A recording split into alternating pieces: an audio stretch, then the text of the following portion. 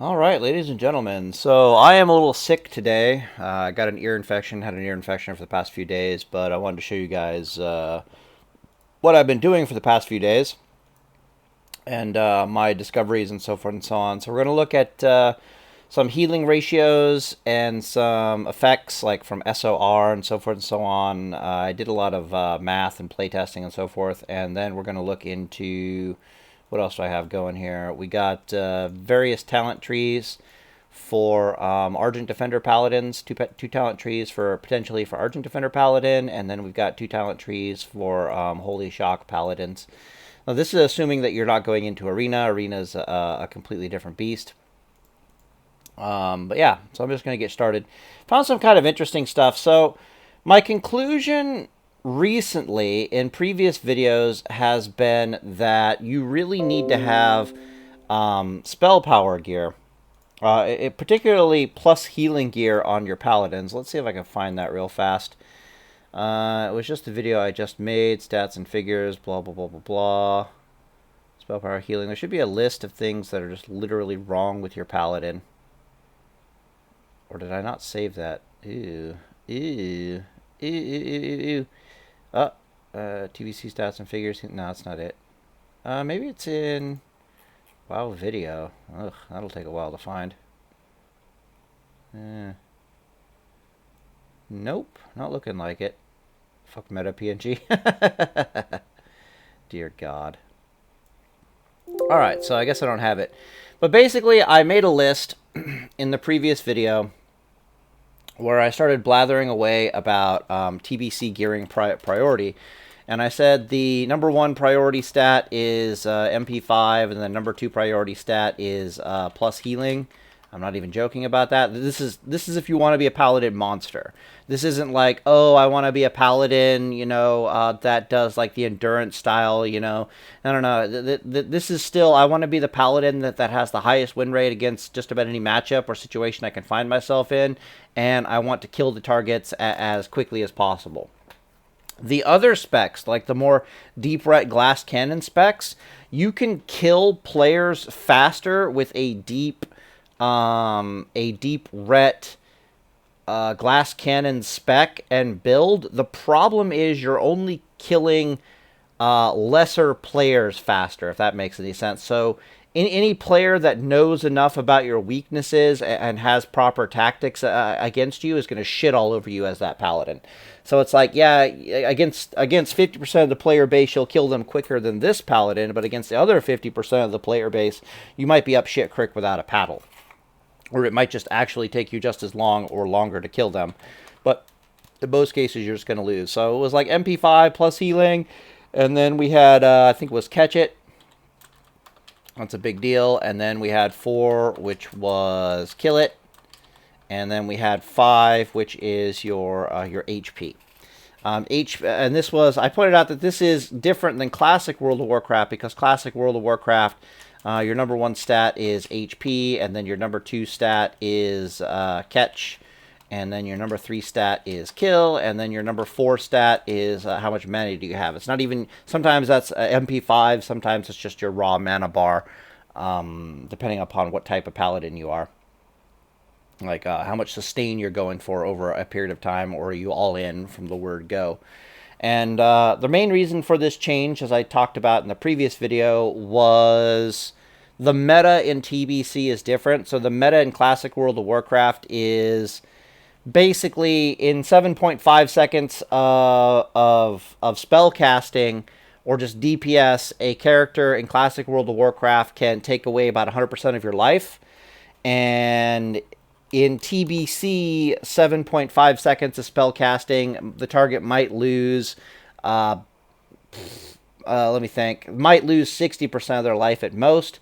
But more importantly, it's like in 7.5 seconds of healing in Classic WoW, as like a base healing level, I can heal like 120% of my HP. So if I'm doing nothing but healing myself and they're doing nothing but pumping DPS into me and I'm doing nothing but healing, I'm heal locked, but I'm slowly healing back to full.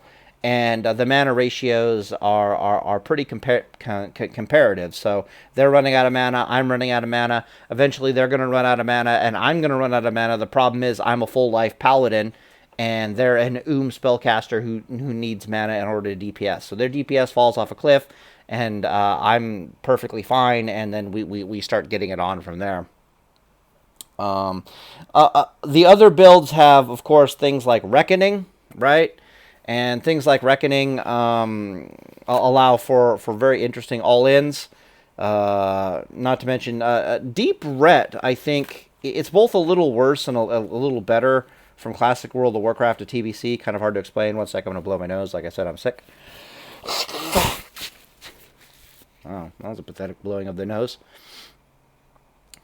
So I've kind of come to the conclusion that we need plus healing gear on the Paladin and TBC. And the short reason of why this is because your base level healing as a Paladin, both from a mana efficiency perspective and from a tempo healing perspective, is dog shit in TBC. So for example, if I don't have any plus healing gear on my Paladin, I can heal for about 2200 HP every, what the fuck is it? Every 2.5 seconds. If I put Blessing of Light on myself, I can increase that to like 2,700 healing every 2.5 seconds. But then we're looking at just about every spellcaster in the game. And I do have this list. Mechateka, Seal of Blood, TBC Stats and Figures, Theory Crafting. Where, what? TBC Stats and Figures? Yeah, I think it's this one. No, I don't want to say that piece of shit. Yeah. Just about every spellcaster in the game is kicking around more DPS than we can heal in that amount of time. So, for example, mages down here are kicking around about 2,200 to 2,400 damage at 2.2 second spell cast. And they're doing that for 330 mana. Well, if I come over here, which is something we're going to talk about a little later, you can see that my max rank... Come here, dickhead.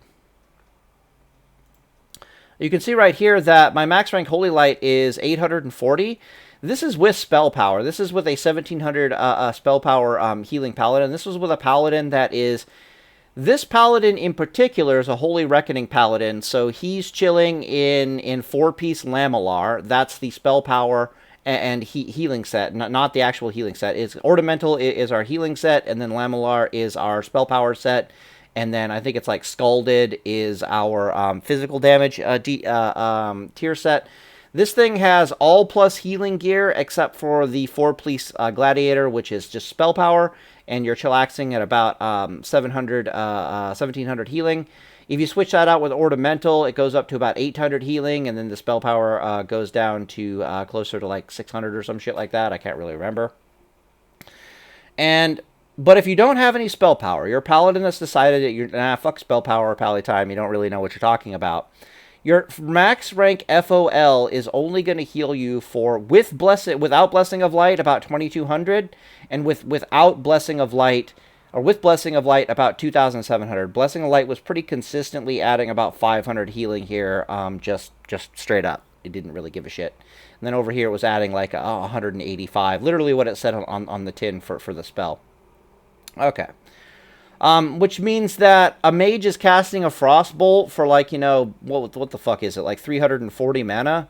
Mages are thunking me for a Frostbolt for like 330 mana, and they're doing like 2,200 damage at 2.2 seconds, and I'm fucking healing myself for like 27,000 every 2.5, or God forbid, 2,200 every 2.5 seconds. The point is, not only am I heal locked, so in Classic World of Warcraft, if you are heal locked, it's fine to be heal locked because your opponent is probably going to run out of mana before you do, right? Like, that is the situation in Classic World of Warcraft. It is absolutely unacceptable to be heal locked if you're going to run out of mana before they do. And your fucking Holy Lights are rolling off at 840 mana a pop at max rank. That is fucking ridiculous. The mage can get off for mana costs about 2.5 about 2.5 frost bolts for every holy light you're putting down. So you're going to lose the mana efficiency war.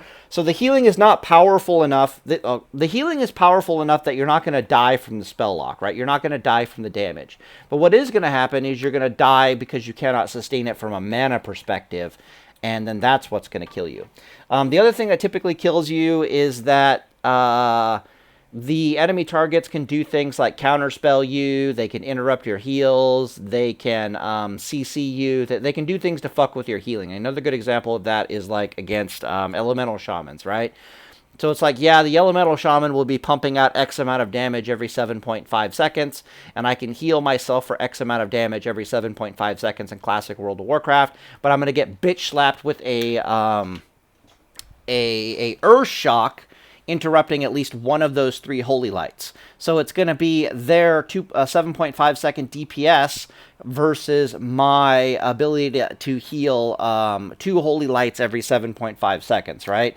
And then you have to look at, okay, am I healing enough that I'm not going to die just from raw damage, right? Am I keeping up with the amount of damage that's coming out despite the fact that I'm catching CCs? Or against a mage, it would be despite the fact that I'm getting counterspelled every like 24 seconds or something, every like 20... It's actually like a 24-second cooldown. It's got like an 8-second duration, so you do the math on that. Every 16 seconds or some shit like that, right? And am I able to keep up with that, or am I not able to keep up with that? Well, I better be healing to full before the next counterspell is ready, and I better be mana efficient to boot, right? Like, that's kind of the situation that you're in. So the point is, if you don't take any actual, like, plus healing gear whatsoever, your base healing capabilities are not up to snuff by any way, shape, or form. In Classic World of Warcraft, you don't need any plus healing gear. You don't need Blessing of Wisdom or Blessing of Light. You don't need any additional modifiers on your healing because your healing capabilities are typically they're naturally more powerful in Classic World of Warcraft than they are in TBC. This means that we didn't need plus healing gear in World of Warcraft Classic, but suddenly we need it in TBC if we're trying to do the same stuff. I've come to eventually to the conclusion that rather than going like heavy spell power, so a heavy spell power set, what that'll look like is you have about 1,000 spell power, but you also have about 1,000 plus healing, right? Versus this gear here where I've got 700 spell power, but I have 1,700 plus healing, right? I've sacrificed 300 spell power, but I've ramped up my plus healing to about 700. And I'm finding that this is significantly better because of Blessing or Flash of Light. So when you finally get your plus healing up high enough, you begin it starts being viable for you as a Paladin PvPer to no longer rely on these fucking holy lights, which are pieces of fucking dog shit, and you can start relying on flashes of light to actually try to supplement your healing. Technically, what you're going to be doing is you're going to be using holy lights from time to time, but your primary healing source is going to be Flash of Light as much as possible. Burping, one sec. The reason for this is you can actually see that the mana per heal ratios of Flash of Light is really, really fucking good. And it actually does scale with down ranking, which is nice. Like, it actually goes up as you start down ranking. Whereas the Holy Light ratios, whether you're using a max rank or you're using a down rank, are virtually identical to each other. This might be private server bullshit. Like, this right here screams of private server bullshit. This right here screams of the private servers actually had the correct healing ratios for FOLs as you're downranking. Because what's supposed to happen in World of Warcraft Classic and TBC is, as you downrank, your heals become less time efficient. Your heal per second goes down, but your healing efficiency goes up. Your mana per heal ratio goes up. The fact that this is not happening with HOL tells me that somebody just put in random fucking numbers, and this is not actually, this should not be happening. When I saw this, I was like, oh, what the fuck? Because what this means is it literally doesn't matter whether you use the max rank of your spell or like a down rank of the spell. You know what I mean? It doesn't matter what holy light you're using. All that matters is that you don't overheal with this. Okay, so let's continue here. So if I'm looking at these classes over here from like a mana war perspective, so there's two things with the healing, right? There's I need to heal enough under combat conditions so that I don't fucking die. And then there's the aspect of there's no point to me healing enough to there's no point in me being able to heal and not die for a long period of time if I'm just going to eventually run out of mana and they still have resources and then I'm going to die. If I'm going to and then die from this heal, from all this healing that I'm doing, there's no fucking point to it, right? I might as well have gone all in on the DPS. And basically, as we can see here, like, you know, Shadow Priests are going to be probably... I know mages are kicking around about 1,000 DPS on average, you know, 2,200, 2,400 damage every 2.2 seconds. Yeah, they're kicking around about 1,000 DPS. When they summon their water elemental ramps up their DPS considerably. It's important to know that you technically need to kill the water elementals as quickly as possible. They only have 3,500 hit points, and they do metric shit tons of DPS. They add like 400 DPS to a mage for like 45 seconds. It's like a 300 HP wings out there. You need to go kill that fucking thing. It's actually like a 40% damage increase. It's kind of fucking ridiculous. So yeah, you definitely need to kill the water elementals as quickly as possible. Even if you have to use bubble to get rid of a water elemental, it's totally worth it against a mage. But yeah, so you can see the mage is stupidly damage efficient, kicking around like 1,000 damage per second. They're stupidly mana efficient with that, and this is just what we have to compete with, you know what I mean? So the whole reason why we're doing the plus healing gear is because if we're not sitting in sufficient... we just don't have the ability to play the healing game if we're not in... if we're not geared to actually successfully play the healing game, if that makes any sense. So in Classic World of Warcraft, there were certain things you had to do in order to play the healing game, gearing-wise, but for the most part, you didn't have to do too terribly much. In TBC, it's not true at all. You totally need to do this. But yeah, so the goal of having heavy amounts of plus healing is that you can start relying more and more on your Flash of Light. And the cool thing about relying more and more on Flash of Light is, and this of course changes if you have, depending upon your spec, if you have Illumination or not, is that the critical strike actually starts to matter.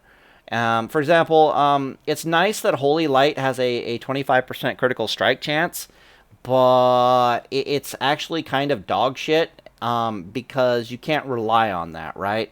So it's like some matchups you're going to be doing like a Holy Light or a time, like most of the situation that you're going to be pulling out a Holy Light is, I need 2 Holy Lights back to back. Yeah, so you need like 2 Holy Lights back to back. If the first one crits, you'll be sitting at like 80% life, right? And if the second one does not crit, then that's an overheal. So if you get a crit from the first Holy Light, this might allow you to start doing FOLs. So that is a situation where the crit was actually useful. So rather than having to go Holy Light, which is very mana inefficient to heal yourself to full, because you're worried that like that counter spell from that Frost Mage is coming back off a cooldown.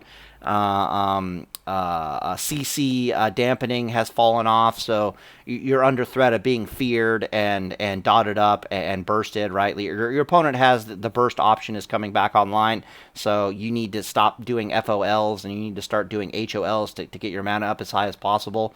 If the first HOL that you're casting under those conditions is a critical, then you might be able to go do FOLs, and in which case the critical was very beneficial.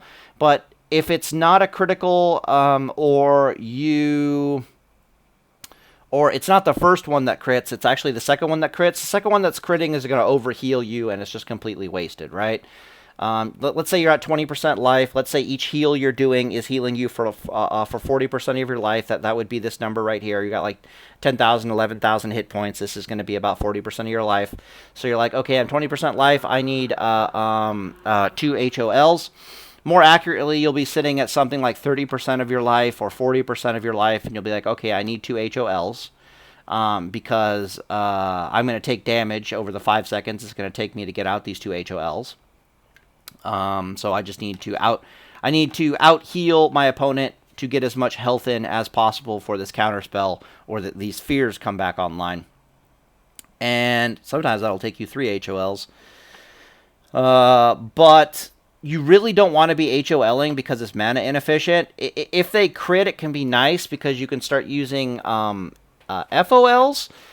But the FOLs becoming a viable source of healing is kind of cool because you get out more spell casts, which makes the critical stuff much more consistent, right? So if we look at this for example, if I do a max rank Holy Light, right, I will, and with Blessing of Light, I will heal myself for like 4,150 healing in 2.5 seconds of casting.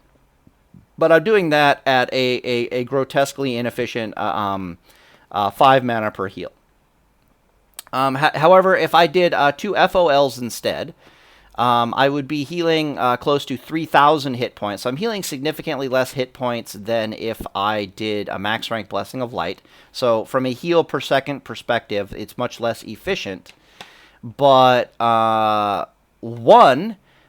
it's much more mana efficient at least 8.2. And there's at least 2 chances to get a critical strike in there, right? There's like a 40% chance that it'll critical strike as opposed to a 25% critical strike chance. And there's almost no chance that DPS, that healing is wasted. Whereas there's actually quite a high chance that your big HOL heals are going to be critically wasted, which means the vast majority of the time you're going to be rolling out a Holy Light is when the critical strike of it will not be wasted. That way, if you get the critical strike, you're like, oh, sweet, I got the critical strike. That makes it more mana efficient. Now I can throw out some FOLs to fill in the gap, or I just have to go Holy Light, and try to get myself to full. That's basically the scenario. Okay, so principle number 1 is there's no point in us fucking healing ourselves if we're just gonna if they're just gonna kill us through raw DPS, right?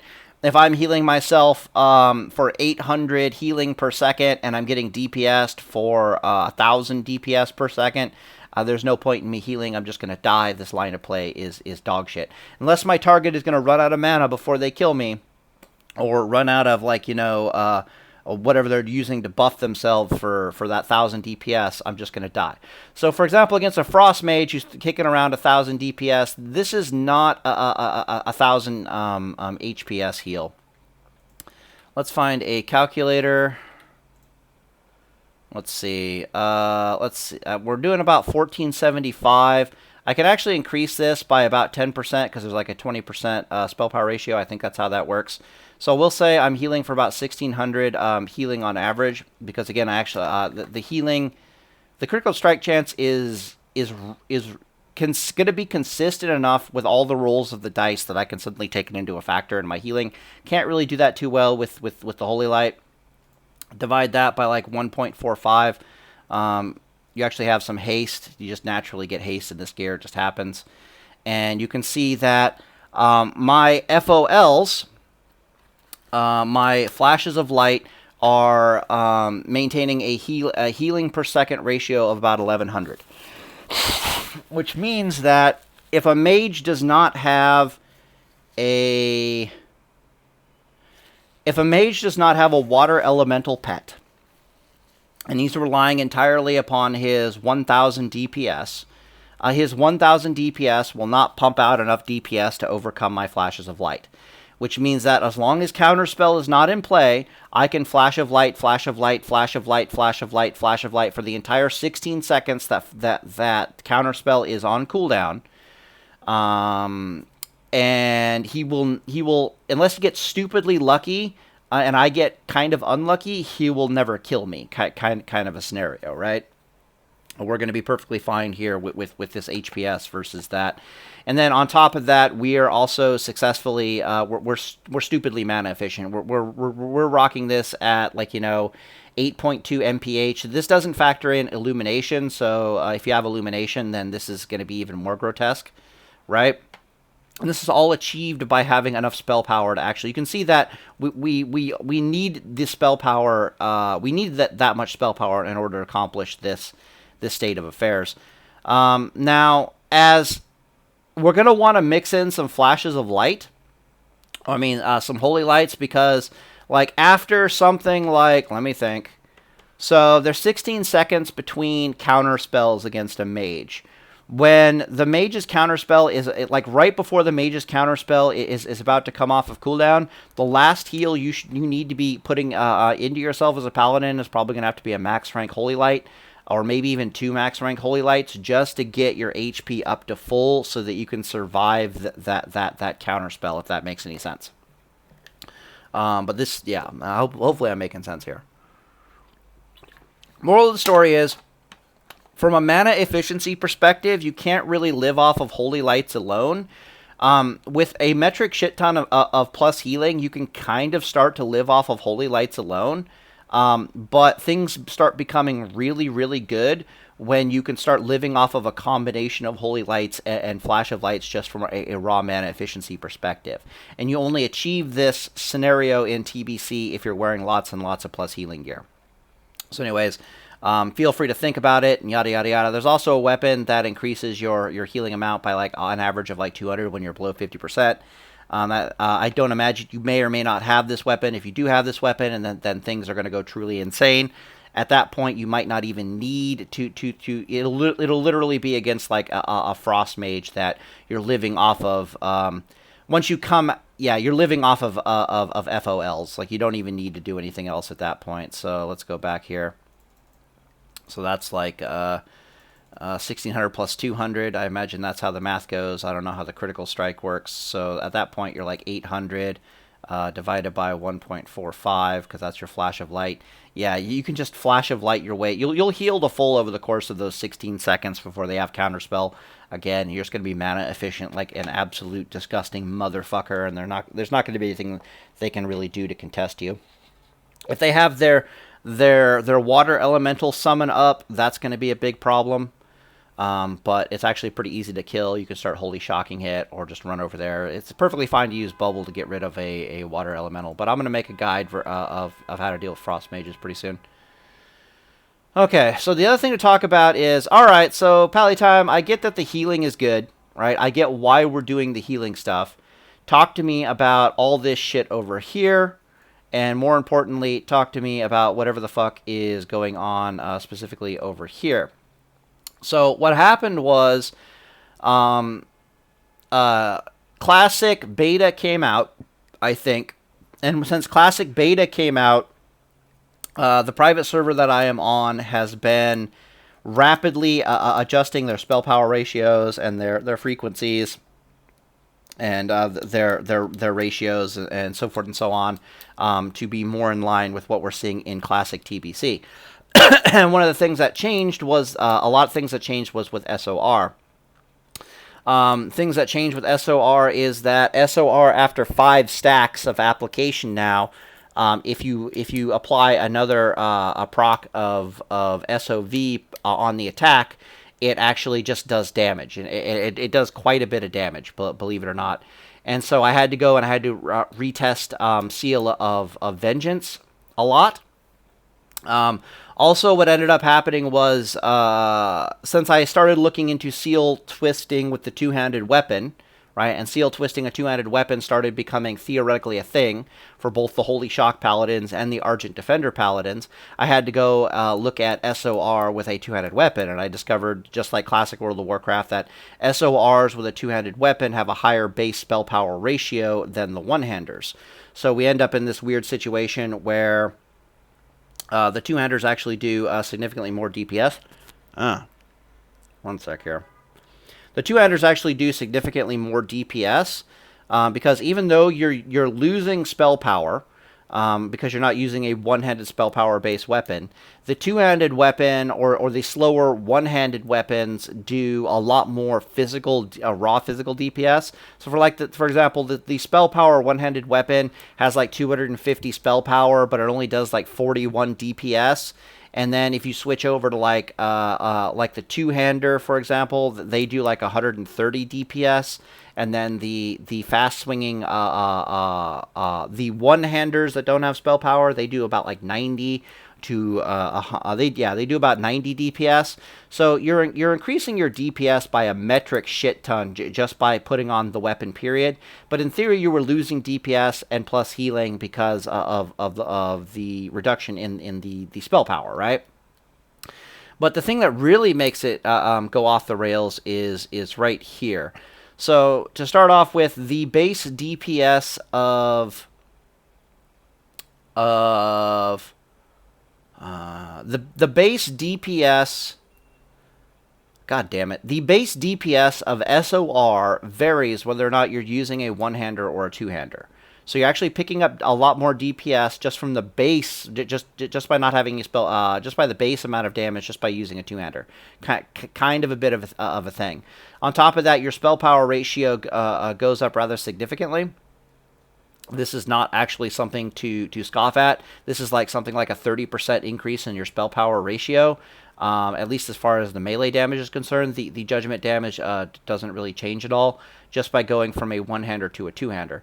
So what you're going to see, and over here we've got like raw math. So all this stuff over here was the performance. Save that real fast. Is the performance of these paladins in actions at certain spell power ratios. So what happens is this number here of 700 spell power is dependent upon me using a plus healing weapon. So I'm achieving the 1700 HP by using a plus healing one-handed weapon. Therefore, I only have 700 spell power. This 830 spell power was achieved by going from the plus healing one-handed weapon to going to a purely plus spell power one-handed weapon. So the plus healing would drop something like plus healing would go down to like 1500, but spell power goes up to like 830. That's how that ended up happening. This two-hander, what's happening over here is you're sacrificing both the shield's spell power and plus healing, and you're sacrificing the weapon's spell power and plus healing, and then you're just purely taking a one-hander. That's why the spell power drops from an 830 or a 700 spell power to a 550 spell power. Again, the gear being showcased here was it was 4-piece lamellar, which is your spell power gear, and then everything else was just plus healing. And then these are actually the raw stats of performance out of this. This was my attempt. What you really want here is you want, I think, like whatever one-handed weapon speed is going to proc Seal of Vengeance 100% of the time. I can't get that on Endless right now, so instead I'm stuck with like an 80% proc chance. But if it's like a 3-second, if you can find like a one-handed weapon that has like a 3-second cooldown or a 2.8-second cooldown that's going to proc Seal of Vengeance 100% of the time, this is also the stats on that, and it's actually really good. All right, so we got raw data over here, but over here we've got the peer theory craft. Let me see if it's still recording over here. Yeah, we are. Okay, so what we discovered is that number one, Holy Shock actually does it's pretty heavy on the mana cost, and when you actually have Holy Shock, you're going to be 100% using the 5-piece the 5-piece ornamental or the 4-piece ornamental set. In the 4-piece ornamental set, rather than having a 10-second reduction on your stun time duration, you've got plus 30% healing on your Holy Shock. Because Holy Shock is so mana intensive, you're definitely going to want to use Holy Shock primarily to heal yourself. You better be getting something out of Holy Shock besides just putting pure DPS into the target in order to be using Holy Shock offensively. So if you're, for example, if you're using Holy Shock for if you're using Holy Shock to keep somebody in combat or to put pressure on them to force them to stop DPSing you and try to run away from you, and you can get some heals in that way. Holy Shock is, you can use it offensively, but primarily almost always use Holy Shock defensively, just because it is so mana intensive, and it gets this plus 30% healing bonus from your gear, and on top of that, it benefits from illumination, right? So if it crits, then it gets a 60% mana reduction, and there's just no real good reason for you to be using Holy Shock offensively as opposed to defensively the vast majority of the time. Better be something else you're getting out of it. Like, I want to stop that guy from eating and drinking. Okay, that understood. Totally do that. I want to blow up that that 3,500 HP water elemental that does 400 fucking DPS to me as quickly as possible. So I'm gonna get the free critical strike and pump it into that. That way it's just a critical. That way it's just a Holy Shock and a Judgment, and the water elemental's gone. Yeah, totally. I get it. Right. Because in both cases, you're gaining mana efficiency, or you're gaining healing efficiency, or you're gaining damage efficiency. There's something else going on that's making it worth it to use that Holy Shock offensively as opposed to defensively. But don't think of it as your default. You'll have mana issues. Maybe you're mana efficient enough that you can just start using it purely offensively, and that's a good thing as well. Anyways. So besides the interesting things that we discovered with SOR, like SOR two-handed versus SOR one-handed, blah, blah, blah, blah, blah, is Seal of Vengeance up here is kind of a fucking weirdo. Okay, so first thing I want you to notice is Seal of Vengeance has a metric shit ton of just raw damage. Like, its base stats without any spell power is terrifying. It's actually something like, if you calculate it, if you're butt naked as a paladin using Seal of Vengeance, and you can see that over here, it doesn't matter whether you're using a two-handed weapon, or it doesn't matter if you're using a one-handed weapon. It doesn't, well, actually, that's not a good example. Let's go over the other one. So if you look at it over here, right, all the SOVs, so it's like, yeah, SOV is doing 290 damage a tick with the one-hander because of the spell power. It's doing 240 damage a tick, even though we've lost almost 300 spell power. It hasn't gone down significantly as damage per tick. That's because it's got high base values. 5 out of 5 attack bonus is 250 here. 5 out of 5 attack bonus over here is 310. A little bit of spell power. Judgment damage is virtually consistent. 830, 556, 844. The reason for this is because SOV both scales like a motherfucker and has the highest base amount of damage of any of the seals. Like including like Seal of Blood and all that stuff. So you can be like butt naked, no spell power to your name, and Seal of Vengeance will still kick out about 225 DPS. You can actually do the math. It's like 230 DPS. So because it's doing something like 400 damage in auto attack, whether or not you have spell power or not. Like every 3 seconds, it's throwing out like 400 damage, and then whether you have spell power or not, it's doing like 700 base judgment damage. You come down here to SOR. SOR's got a much better spell power ratio, 100%, than Judgment of Vengeance, but it comes with a pissant 325 base damage with 100% spell power ratio. This fucking thing does 700 damage base, and then it has like a 60% spell power ratio. But where it gets really interesting is Seal of Vengeance has what I call ramp. Alright. So the way Seal of Vengeance works is the amount of proc damage you're doing is based upon the amount of stacks of Vengeance you have on the target. So if you've got like 1 or 2 stacks of Vengeance on the target, judging damage to the target is not worth it at all.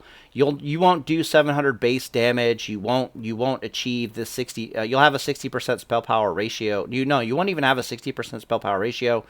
So let's say you had like 2.5 stacks of Vengeance on a target. It wouldn't be a 60% spell power ratio on your Judgment. It would be a 30% spell power ratio on your Judgment.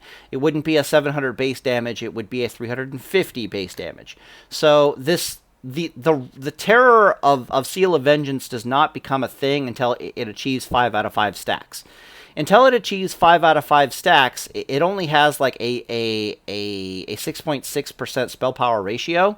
The moment it achieves 5 stacks, however, the ratio from the damn thing tends to go up closer to like 15%.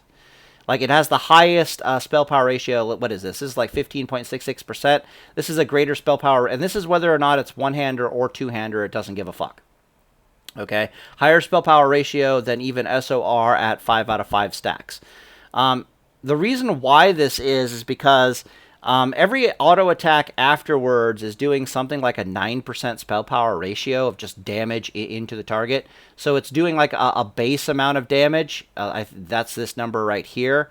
It's doing like 225 base amount of damage into the target, and then it's also doing 9% spell power ratio into the target on top of that after 5 out of 5 stacks.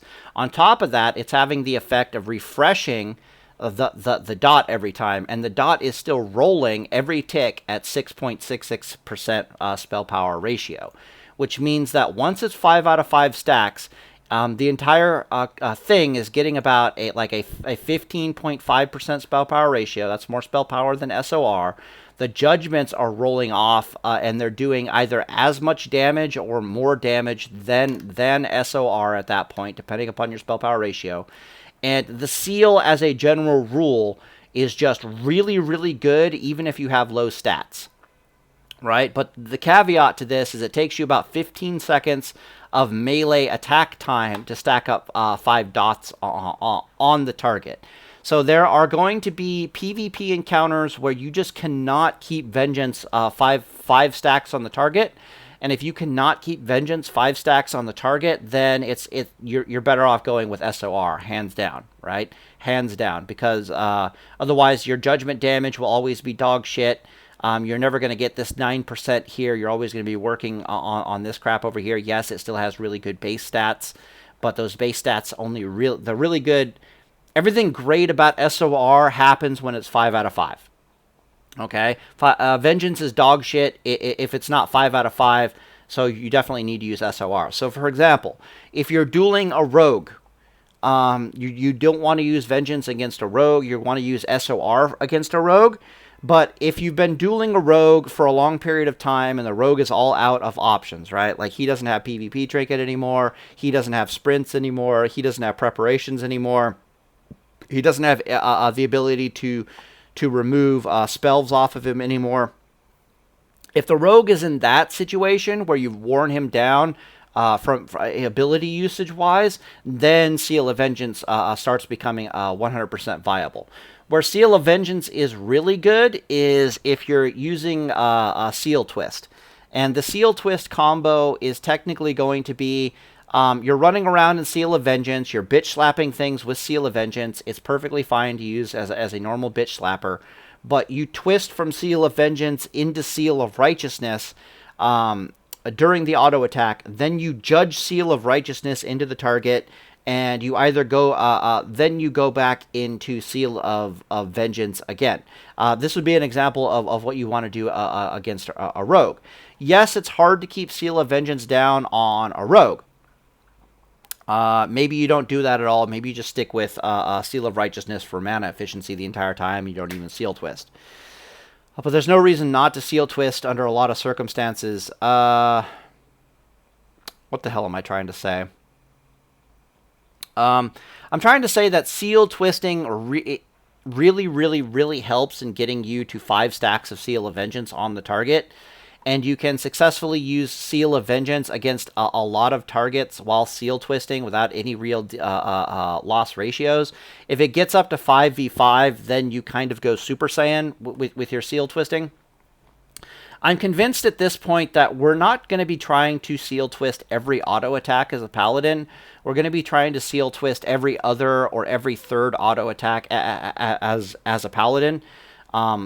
Not because we don't want to try to twist every auto attack, but just because that's going to be the nature of the reality of the combat situation. Like, we're just not going to be able to twist every auto attack. And so we're going to have to make do with twisting. We're going to have to make do with twisting every auto attack that presents itself to us as an available twisting auto attack, if that makes any sense. And there's going to be times when we have enough twists available that Seal of Vengeance is going to stack up to 5. And if Seal of Vengeance stacks up to 5, then if Seal of Vengeance stacks up to 5, that's when we become Super Saiyan. And it actually becomes more beneficial to sit in Seal of Vengeance than it becomes beneficial to sit into Seal of Righteousness, because you can just start judging Seal of Vengeance and getting all the benefit. It becomes a superior seal at 5 out of 5 stacks, is what I'm trying to say. So if you're with a target, like against a warrior, for example, or against like a druid, there's a really good chance that you can keep Vengeance down five out of 5 stacks like for long periods of time against those targets. Maybe not against a Druid because they can always Cyclone you and fuck off and, you know, kite you a little bit and let the 5 out of 5 stacks wear off and laugh at you kind of a thing. But then you're just going to jump back on top of them and start doing your whole seal twisting thing, you know, keep Judgment of... That's the other thing that I'm utterly convinced of is Judgment of the Crusader is not viable in PvP. For the vast majority of the time, you're going to be using Judgment of Justice almost exclusively, and because Judgment of Justice, it really hurts our enemy's kiting game, which is a big weakness of ours, as any type of Paladin, and it's just going to do more DPS by wearing on the enemy's kiting game than Seal of the Crusader ever could. So this changes, of course, if you're in the arena, but blah, blah, blah, blah. But just know that Seal of Vengeance, 5 out of 5 stacks, is a fucking monster. If you can keep... If you had the choice of... okay, so let's say you had the option... your options are as follows. If you just sit in Seal of Vengeance the entire time during a fight, or during a duel, or whatever, and you can keep Seal of Vengeance 5 out of 5 on the target the vast majority of the time... That's option number 1. Or option number 2 is you can use Seal of Righteousness the vast majority of the time, and you can like do some twisting with Seal of Vengeance to add to your damage a little bit, but you cannot possibly keep Seal of Vengeance at 5 out of 5 stacks. Your better of the two options is going to be to just sit in Seal of Vengeance for almost the entirety of that duel, never seal twisting, never really doing anything. Like, if your option is, okay, I can either seal twist and keep Vengeance down, or I can, seal twisting without keeping Vengeance is a 5 out of 5, or I sit in Seal of Vengeance the entire time, but I keep it at 5 out of 5. Sitting in Seal of Vengeance the entire time and keeping it at 5 out of 5 is going to be mathematically superior. The reason why it's mathematically superior is it does just about as much damage as if you're seal twisting, and it's more mana efficient. And it's more GCD efficient. So it's just kind of like, okay, this is probably the way to go. There's a lot of complexity there, but you can experiment. You'll be able to know in what duels and under what circumstances can I keep SOV at 5 out of 5. And then what are the ones I want to seal twist? How often do I want to seal twist? All of that is going to be very, very dynamic for you as a Paladin. All right, what else did we find out here? It's also looking like with Seal of Vengeance that getting a slow one-handed weapon, like getting a 2.8 speed one-handed weapon, or getting a 3-second speed one-handed weapon with a lot of DPS is actually really, really good for Seal of Vengeance. Because again, you lose a lot of spell power, but you're picking up DPS with the one-hander. We can see that over here with the stats. And then just the raw base capabilities of Seal of Vengeance, if you're able to keep it up 5 out of 5 on the target, is absolutely terrifying. Technically, Seal of Vengeance stops scaling with weapons past like 3-second swing speed. So if you're using a 3.5-second swing speed with Seal of Vengeance, you're technically losing DPS unless you were using like a one-hander. Because once it gets up to 100% proc rate, having anything over 100% proc rate is pointless. And that's the primary thing that Seal of Vengeance is working off of for its DPS, as opposed to any other factor. And we can kind of see that when we go over here, when we actually look at some combat stats. So you can see that our one-hander's kicking around, 350 DPS is doing, but then Seal of Vengeance is still like, this is a judgment. This is the tick. This is the attack. Like, you can do the math on it, and we compare it over here. It's like, okay, this is the tick. It's doing more tick damage, which is interesting. It's doing more attack damage because it has more spell power, right? The attack damage is a base plus 9% of the spell power. So it's actually doing slightly more attack damage. But the problem is it has an 80% proc chance, right? That's where this is over 100% proc chance. This has an 80% proc chance. You can see Seal of Vengeance really doesn't give a shit about anything other than your weapon speed. It's like, okay, yeah, spell power, that's nice, but I'm really interested in your weapon speed, and I have high base stats. So you can see that the performance of this weapon statistically is not far off from the performance of this weapon statistically. The primary difference is this weapon is going to be much easier to seal twist than this weapon over here. But that's only because it's a 2.6 speed weapon. If I could get like a 3 speed weapon, or I could get like a 2.8 speed weapon, whatever the hell is going to make this weapon speed 100%. If I can still get some seal twists in with that, that might make objectively the slower one-handed weapons better for Seal of Vengeance. Seal of Righteousness, of course, really just wants the spell power. He's kind of all in on the spell power, although even if you have low spell power and you're still using Seal of Vengeance, it's actually pretty good. That's this math right here. 650, 350, 225. If I have the spell power, we end up with something like, what is that? 100, but I guess you have to times that by 2, so it's more like 200. So like 200 physical DPS versus 650 DPS. Bit of a loss there. This would be 300 and close to like 350 SOR damage. This can't be right. At 800 spell power, I'm only doing 165 SOR. That's not right. There's no fucking way that that is accurate. And we could tell that by over here. So this is actually a typo. So SOR damage with one-handed weapon is 3.8 DPS at well, it should just say at one-handed speed, but this is the example. And 11.5% spell power ratio. So I can actually go over here and pull up a calculator. And I can go 38 times 1.6, because that's the speed of the weapon. So our base damage is going to be about 61. And I think we had like 830 spell power, if I remember. And we got to times that by like 1.1. No. I want 0.115. Yeah. Of that. And then I add like 61 to that. So yeah, maybe that's right. Holy shit. That's not so hot. Yeah, weird.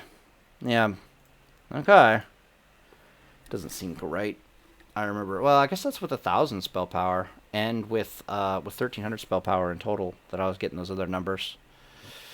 You are a weirdo. La la la. Right. So if I do this with this, right, you can see that we're doing just about similar SOR attack damage despite the weapon speed difference and despite the spell power difference. And most of that is coming from the fact that SOR is over here at a different ratio, right? It gets a 30% bonus ratio by using a two-handed weapon as opposed to using a one-handed weapon. And that's what's causing the almost identical performance in SOR melee attack damage per second between the two-hander and the one-hander. The judgment damage, of course, goes up significantly because it is a 100% spell power ratio. Nothing really to see there. And then everything else goes up because Seal of Vengeance actually does have the highest spell power ratio, period, of like 15.66%. Again, all this stuff might change on private servers, but that's just what I'm discovering so far. Now let's go over to the talent builds and talk about what this may or may not mean. This is definitely not what I want. Okay. Make sure we're still recording. Yep. All right, so there's 2 Holy Shock specs, and I'm going to highlight some key talents. All right, so this is Holy Shock spec number 1. Well, there are some floating talent points here, right? So you can like strip a talent point out of Spell Warding and put it into Blessing of Sanctuary.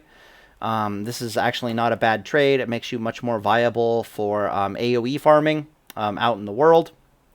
You can strip another point out of Holy Guidance if you want to and make something look like this. Or you can just have it like, 1-to-1, or you can keep it like this if you want. Or you can just have nothing in Spell Warding whatsoever, get Blessing of Sanctuary, get 5 out of 5 Holy Guidance. The key component to this build is we're coming down here primarily for Concentration Aura. We're picking up a bunch of goodies on the way down here, right? We're getting better Bop and Blessing of Freedom. We're getting 3% hit, which is really nice. We're getting Readout, which is also very useful, but kind of not necessary. We're picking up Stoicism, which is useful, but theoretically also not necessary. And we're getting we're within strike range of Blessing of Sanctuary if we want AoE farming on our Holy Shock build. And this we also have Light's Grace to increase the HPS of our holy lights, but as you saw, our holy lights are very mana inefficient. So you're still going to be doing primarily Flash of Light healing, but it's just nice to also have Light's Grace in the mix for the purposes of just raw tempo. It lets you theoretically downrank. Well, I guess they're all... I have to pause the video. I suddenly have to go to the bathroom. Like, my body's like, you have to pee now! I'm like, oh, okay, fine, whatever. Alright, we should be back. Okay, so the primary reason for this build is to come down here on top of the fact that, you know, we technically are within strike range of Blessing of Sanctuary, and we're within strike range of Spell Warding, which is nice. The primary reason for coming down for this spec, get 1 point left, boom, is improved concentration aura. Against certain spellcasters, yeah, we lose some DPS by not having this, but against certain spellcasters, particularly mage, improved concentration aura is kind of a must.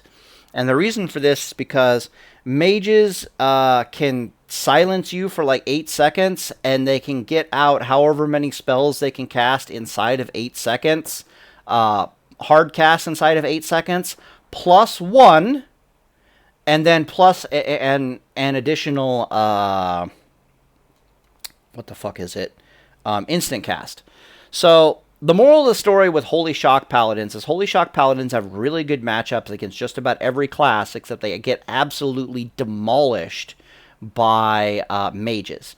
Now, you can counter this in one of two ways. You can adjust your spec, which is what we're seeing here, or you can adjust your gear to better be able to deal with mages. Either one of those will work, right? So you can use this spec, but just know that you're going to be very weak against mages, and so you're going to have to wear some specialist fucking gear against mages. Or you can go with this spec, which makes you much stronger against mages, and then possibly against other classes as well.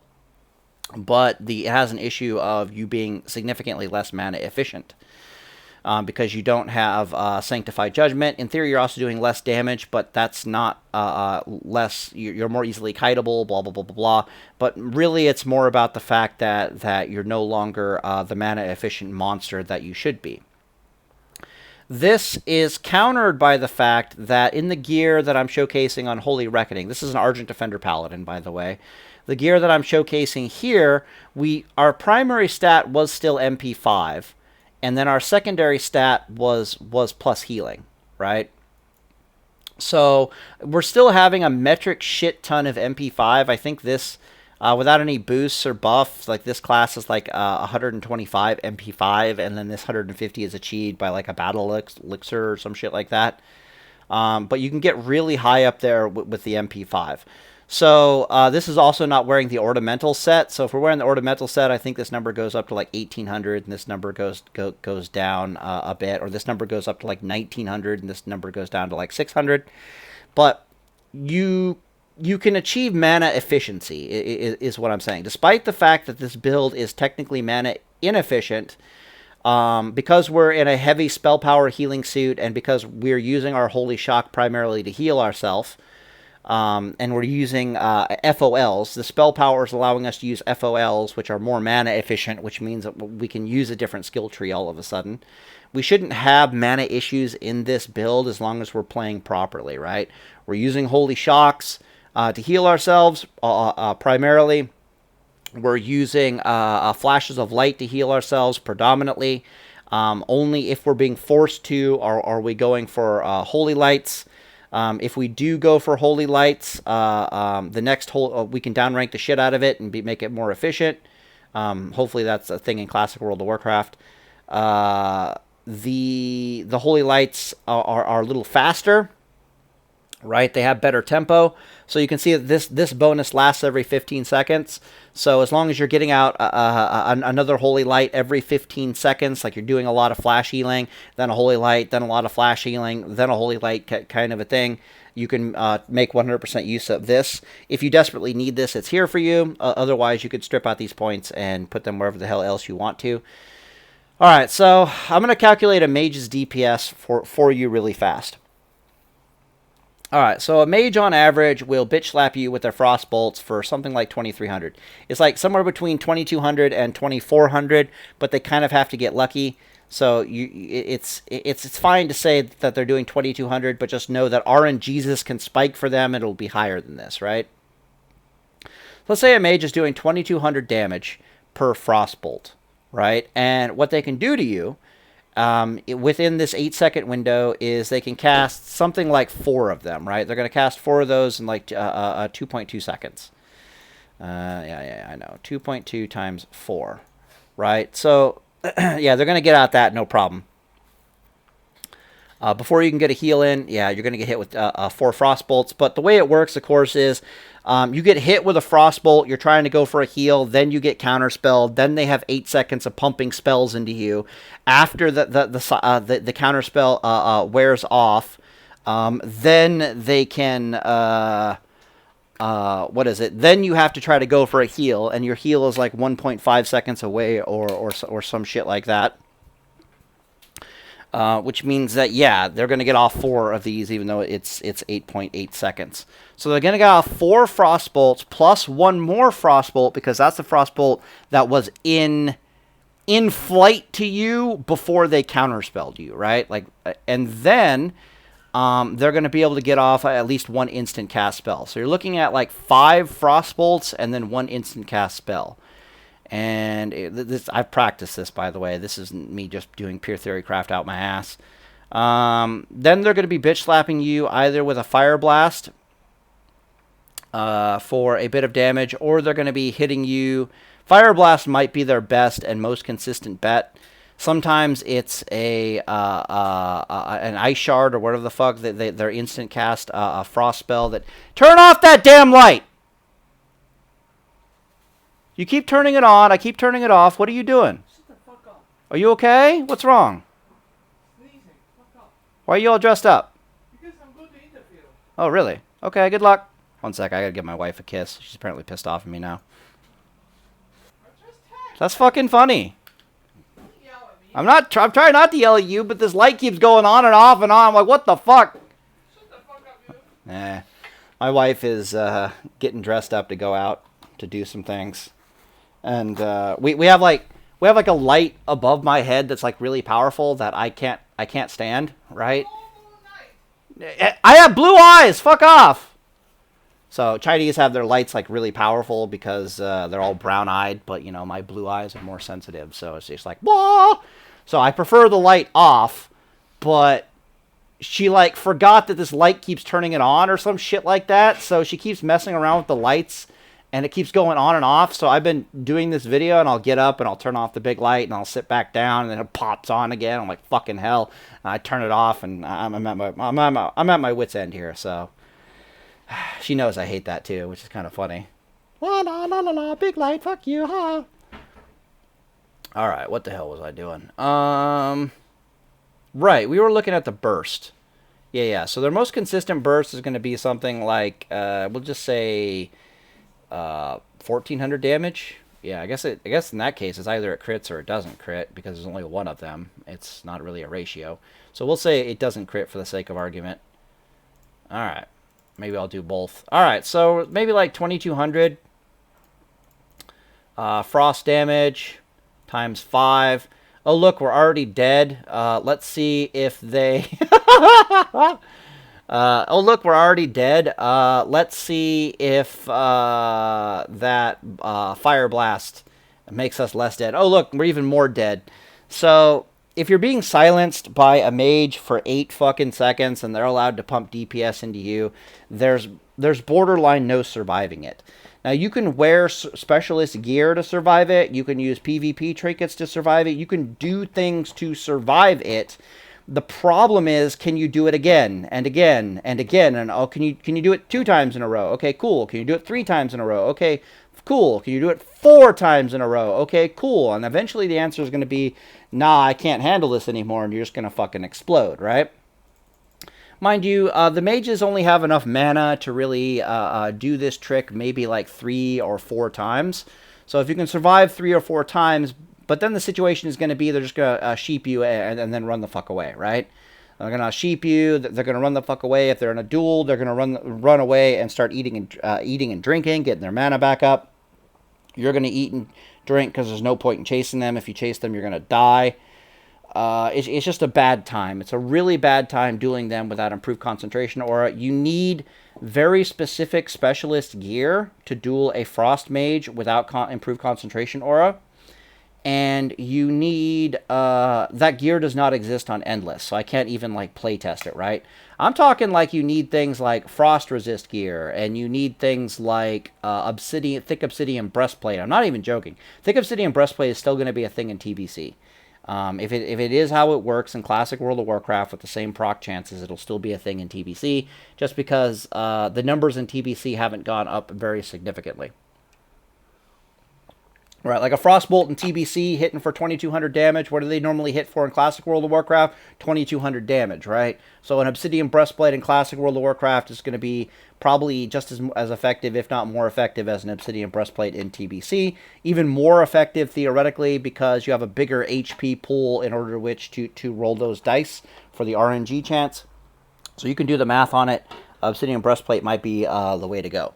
But I can't really test that kind of stuff. So if you don't have improved concentration aura, good fucking luck. So if you do have improved concentration aura, you're reducing this by 30%, which means they only have 5.6 seconds worth of spell casting they can do.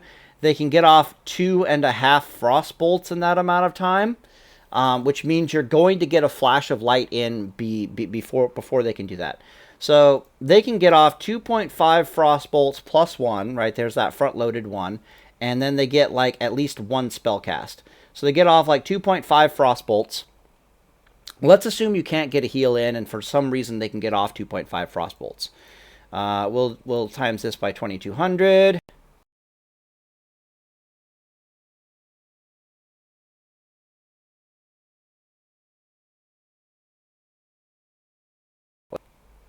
He's done being frozen? Okay, cool. We still recording? Yep, alright.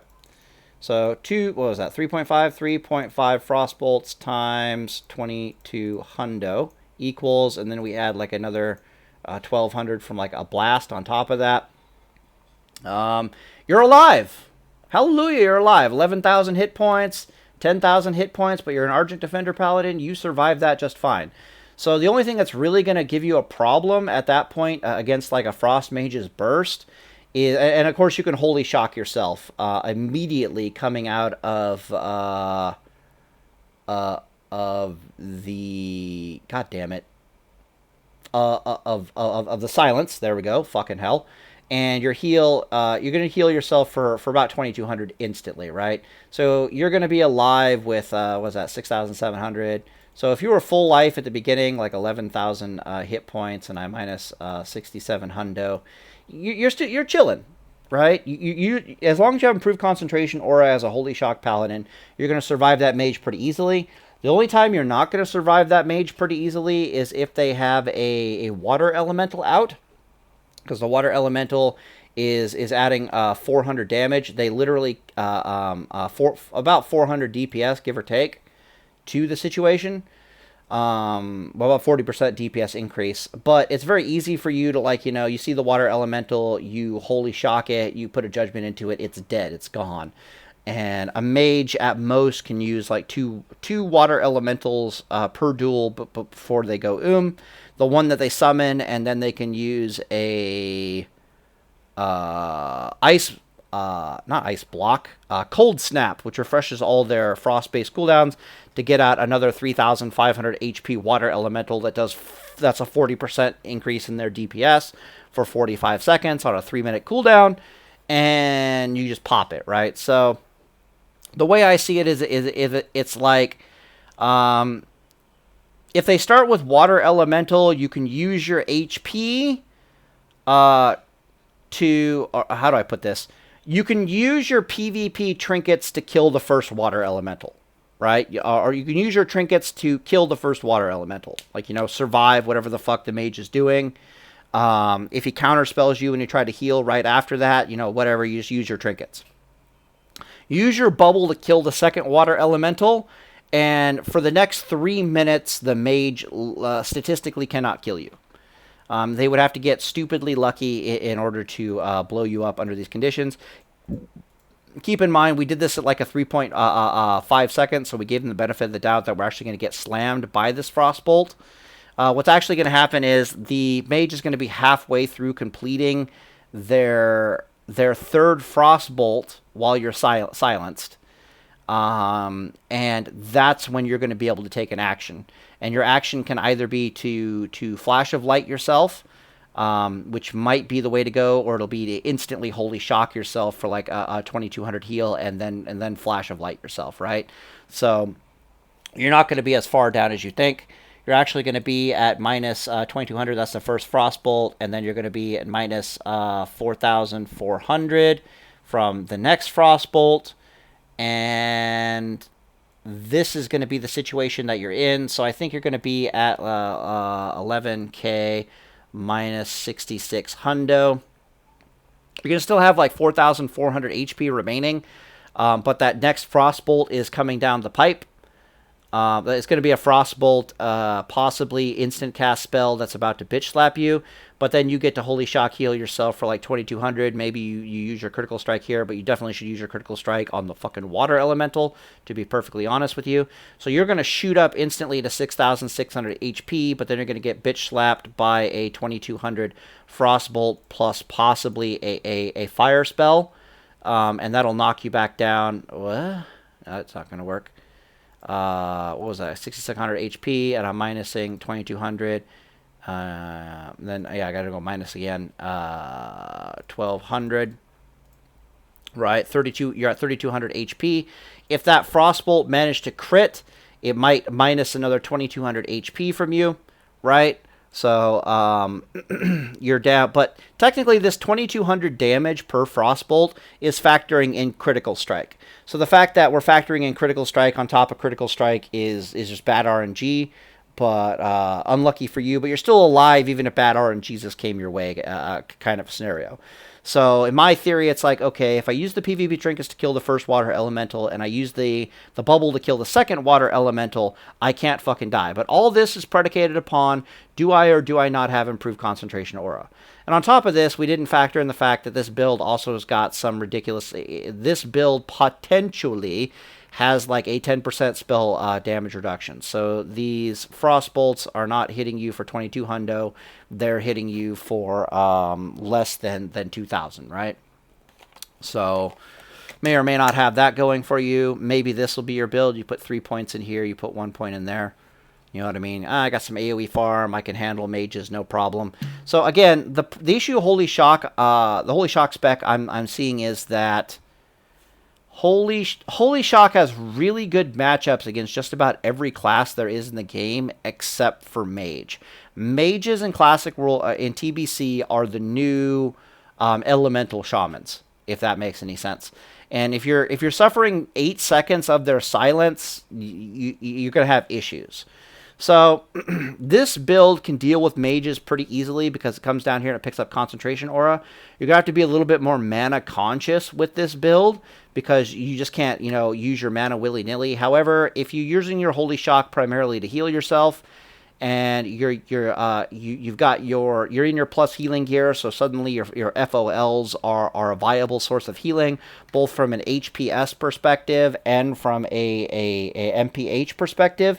You're not going to have to be reliant upon the heavy mana efficiencies or anything like that over here.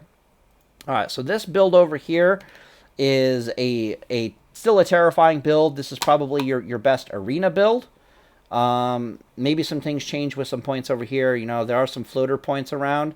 Where are the floater points? Yeah, like you can possibly pull 1 point out of Sanctified Judgment and put it over here. That might be a better arena build. But this is an extremely good combination of DPS, durability, and just raw mana efficiency, right? From a raw stats, combat stats perspective, this is the best Holy Shock Paladin there is. This is possibly the best arena partner, Holy Shock Paladin, slightly modified, so forth and so on, blah, blah, blah, blah, blah. Depends on what partner you're going with. Are you going with a Resto Shaman? Are you going with another Holy Paladin? This thing will absolutely demolish just about any class you come up against with the sole exception of a Mage. Because this class does not have improved concentration aura, you are heavily gear reliant if you're fighting a mage. Which means that your primary combat tactic in the open world against a mage, if you're getting jumped by a mage or if you're fighting a mage, is going to be to get away from them as quickly as fucking possible and to try to get into gear that actually allows you to survive their burst. Like, you know, obsidian breastplate,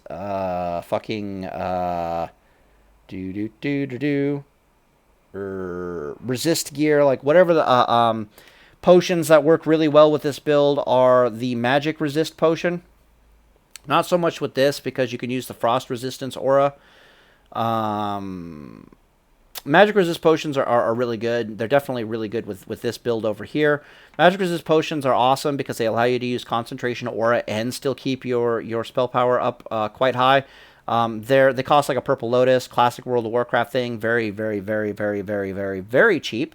But it increases your frost resist by like 50, you know, and that's just your potion usage. It's better than a healing potion because the resist is more important than the question.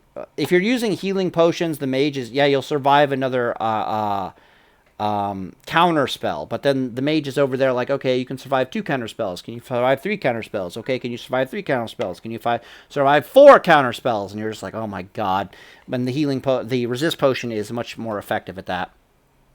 So you need to get into resist gear. You need to get into very customized gear to fight the one class that is going to give you a metric shit ton of a hard time. But for the most part, this thing is just like a well-rounded monster that if you use it correctly or use it just intelligently, it's really, really good. Don't have to worry about rogues too much. Don't have to worry about a lot of classes too much in this spec. Just mages. This one, you have mana efficiency issues, but you have much better matchups against just about every class, and you have the ability to put a point into Blessing of Sanctuary, so you still have the ability to go do AoE farm pretty goddamn decently. This is the big boy talent for the purposes of AoE farm. The next big talent for AoE farm is this bad boy right here, Argent Defender. Okay, so now we're moving on to the Argent Defender Paladin. So there's 2 types of Argent Defender Paladins that I've identified so far. One just comes down here, picks up healing, has Pursuit of Justice. Don't really need this improved judgment, but we are using spell power gear, so it's like, okay, let's totally take that. And then the other one is I'm going to go a little stronger on the healing. I'm going to have Illumination. I'm going to have Divine Favor. I'm going to have Healing Light. I'm going to have whatever the hell else I can pick up in this tree. I don't think this Paladin spec is as good, because giving up Pursuit of Justice is kind of bad. This Paladin spec here has to keep down on their target Judgment of Justice at all times because it does not have Pursuit of Justice. This spec over here can put down Judgment of the Crusader or do Judgment of Wisdom or some other type of judgment, but the vast majority of the time, even it is going to be keeping down Judgment of Justice to get the speed boost over their target. Both Paladins have 2 points in Holy Shield and 1 in Improved Holy Shield. It's unknown to me if I need 1 or 2 points in Improved Holy Shield at this time. If you can strip 1 point out, then of course you put it over here into Spiritual Focus so that you can actually have 100% pushback immunity. Right now you've only got like a 92% pushback immunity. But the reason why I've come to the conclusion that we need to pick up Holy Shield is we don't have a very good matchup against... Okay, so it's not true. We both have a really good matchup against rogues and a really bad matchup against rogues if we don't take Holy Shield. And this is just our life. So most of the time I was dueling rogues. That's not true. Okay, let me think here. No, it is true. Okay. So most of the times I've been dueling rogues, I've been doing it in spell power suits, not in plus healing gear suits as Argent Defender Paladins. And what happens as an Argent Defender Paladin is that you can survive the rogue's attention forever and a day, right? But what happens is you're going to eventually run out of mana and die. So somewhere around like the 4 or 5 minute mark of the duel, you just run out of mana as an Argent Defender Paladin and you die. So, which is just really annoying. Because for long periods of time, you're not able to really stick any DPS on the rogue. The rogues have vengeance or evasion that they can use, which completely shuts down your DPS for a long period of time. We don't have reckoning. We do have reckoning, but it's not like classic World of Warcraft reckoning. They have the ability to make spell damage against them virtually useless for long periods of time. So sometimes you're in a situation where the rogue is going toe to toe with you, evasion fighting you, right? And your melee attacks are useless, but your judgment attacks are still just fine.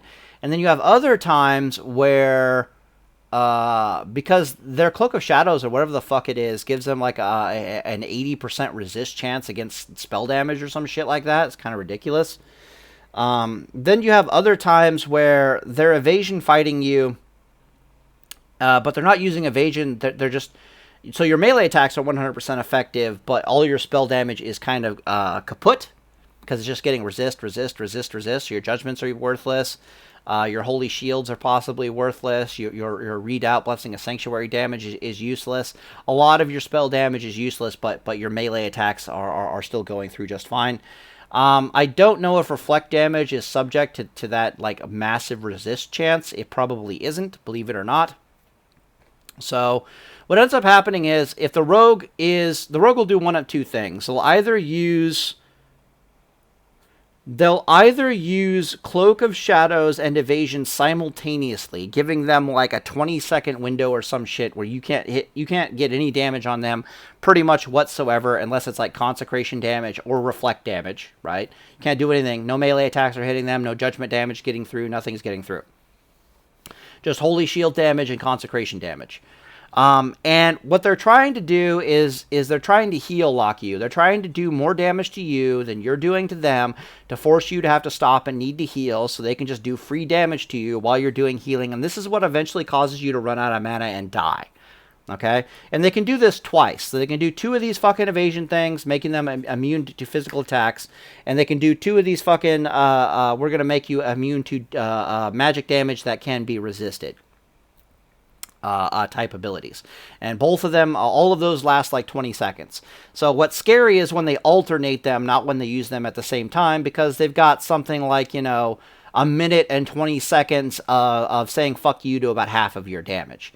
And this is where Holy Shield really comes into its own, because at least in these fights, you get to turn, put down a Consecration, do a Holy Shield, and actually put chip damage into the rogue. It is so important as a Argent Defender Paladin you win versus a rogue by doing one of 2 things. You either get chip damage on them, forcing them to fuck off and go invisible again and reopen on you, or what you do is you just outlast them with your pure mana efficiency. And it's going to be very, and of course, a combination of those 2 is the most effective, to be both mana efficient and to be able to put chip damage on the rogue. Chip damage is what's going to kill the rogue over time.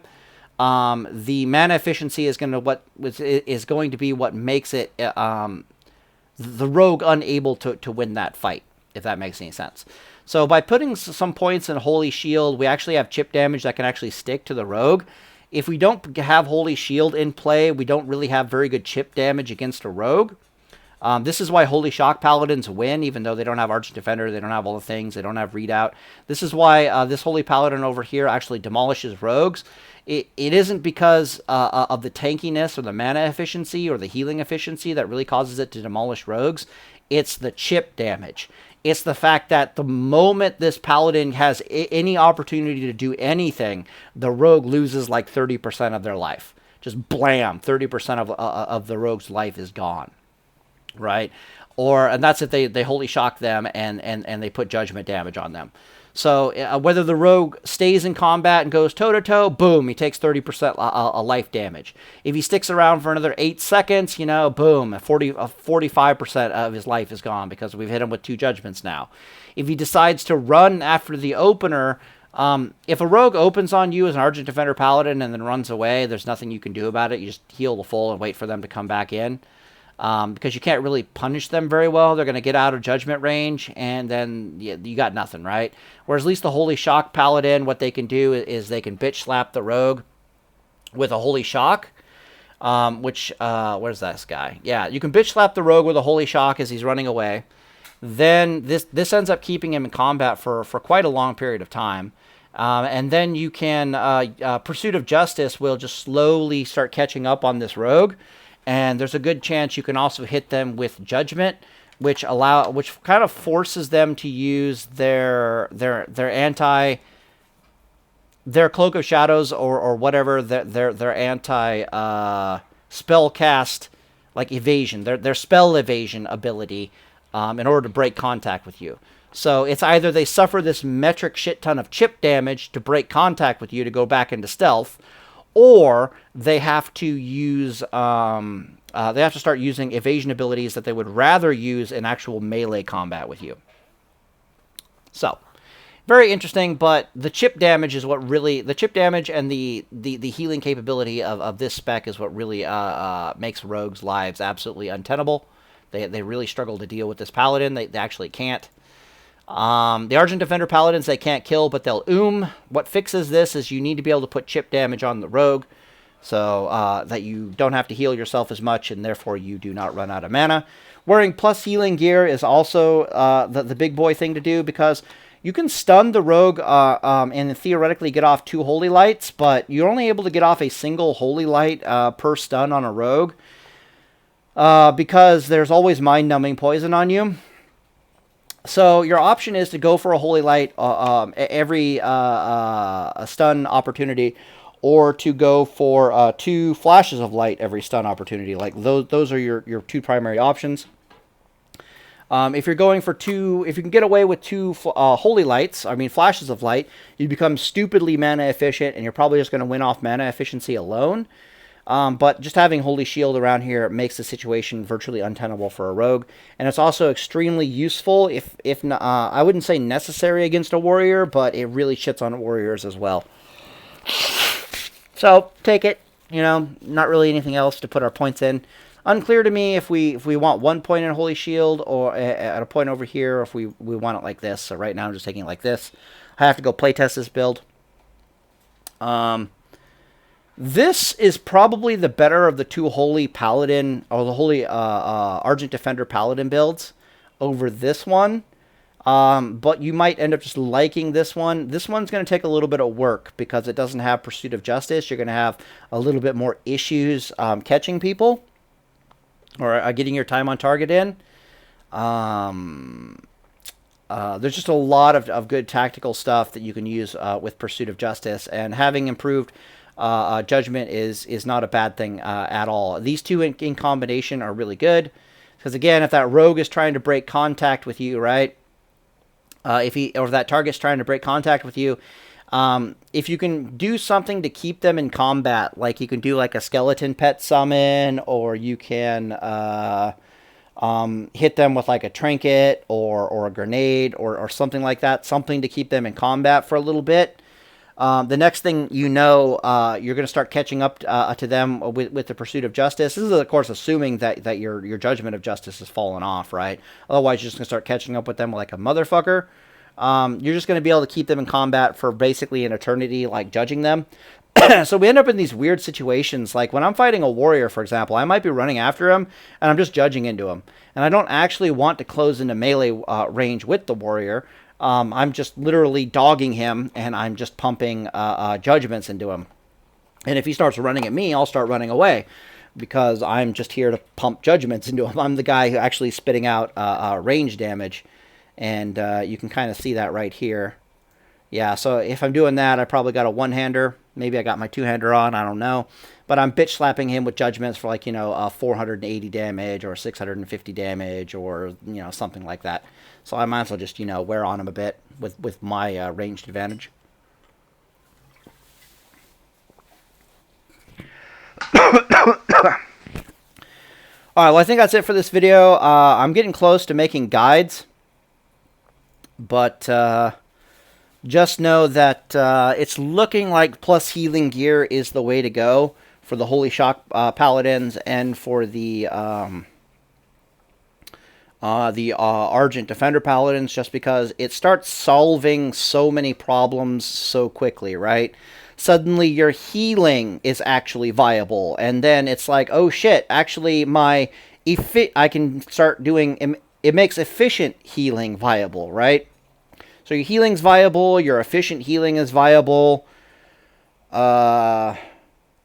which means that suddenly you need less MP5, which means that you can start doing other things like picking up just about anything else you feel that you need on your Paladin.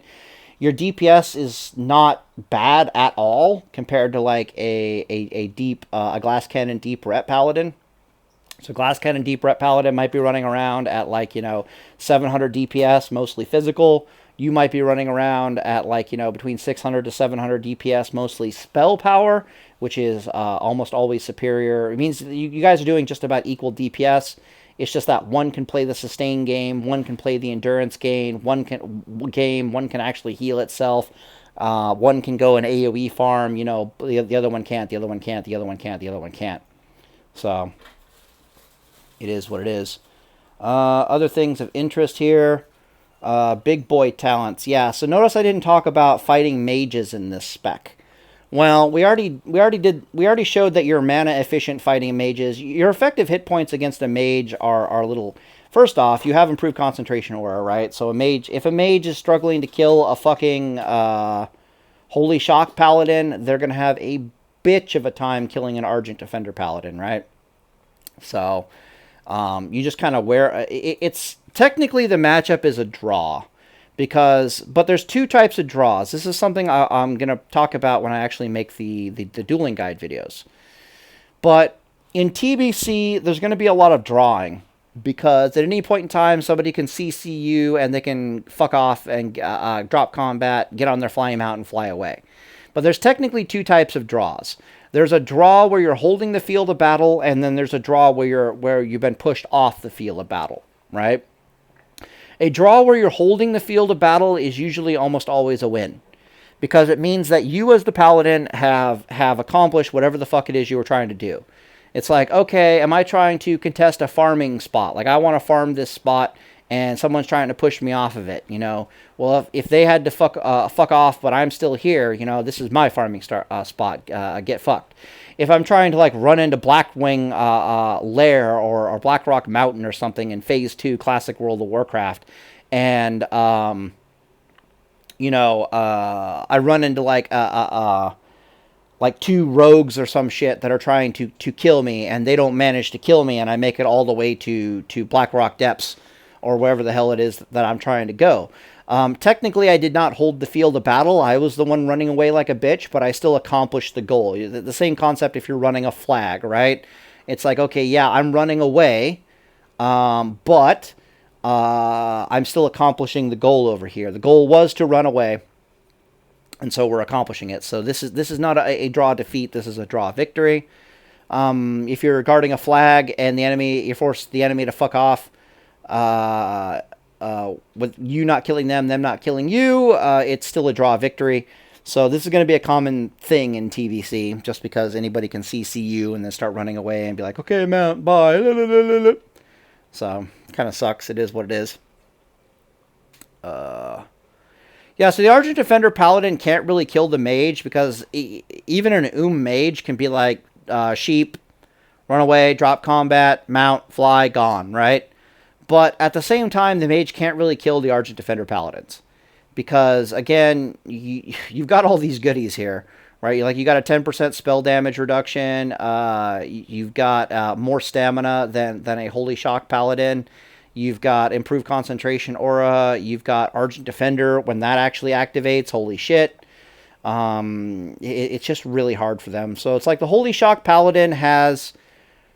I guess you could say that a Holy Shock Paladin with concentration aura has got about 1350 effective HP, right? Because it's going to get that Holy Shock heal in before the next Frostbolt comes and decides the thing, crit or not crit. So they got about 13,500 effective HP as far as the burst is concerned from a Frost Mage. The Argent Defender Paladin is closer to like 15,000 HP, if not more, depending upon what the situation looks like. Specifically, it depends on if a Frostbolt has frozen you in place. So if the last Frostbolt that the mage does, the one that has a 15% chance to freeze you, is the one that has frozen you in fucking place, they might be able to do enough damage to you in a wombo combo burst, like their next Frostbolt plus their Ice Spear that does like triple damage if the target is frozen. And then the whole thing has got like a 50% increased critical strike chance. If that's the scenario you're in, then Argent Defender really doesn't matter. But the trick to that, of course, is 15% proc chance is not a very good proc chance for their Frostbolts to actually freeze you. So your primary use for Blessing of Freedom is not to be used whenever you feel like it, but to be used specifically to remove that frozen crap underneath you. But it has to be like a cold day in RNG hell where you're looking down the barrel of your Argent Defender not being a viable thing, and then that's when your PvP trinkets come in to save the day. Or that's when your bubble comes in to save the day. You know what I mean? So you're either using bubble to remove this shit. Like, you're not waiting around to see that 5,000 damage crit double back-to-back, or more like 6,000 damage. 5,000, 6,000? 5,500 damage, a double critical that completely ignores Argent Defender, right? You're not waiting around for that shit. You're like, nah, I'm Blessing of Freedom this shit off. I'm not even healing myself. Just Blessing of Freedom. Get that fucking shit off me. Or you're like, Bubble. Get that shit off me. Or you're like, okay, PvP trinkets. Heal myself for like 2,000. Master trinket. Resist trinket. Whatever the fuck I have to do to get this shit off of me. Or to survive this bad RNG scenario. That's what I'm going to do. Yeah, if that makes any sense. So yeah, it's looking like the plus healing gear is good, and the reason why the plus healing gear is good is because it makes the FOLs viable. Once the FOLs become viable from an HPS perspective, we become very efficient with our mana. From a mana perspective, it means that we can start gearing differently, and we just end up having better stats overall. So yeah, the plus healing is and on top of that, the plus healing gear also comes with spell power, so it's like, what's not to love? Anyways, go check it out if you want to. I'll definitely show you some builds later, and maybe some actual duels. But I'm gonna go make some guides. Anyways, day is full, boys.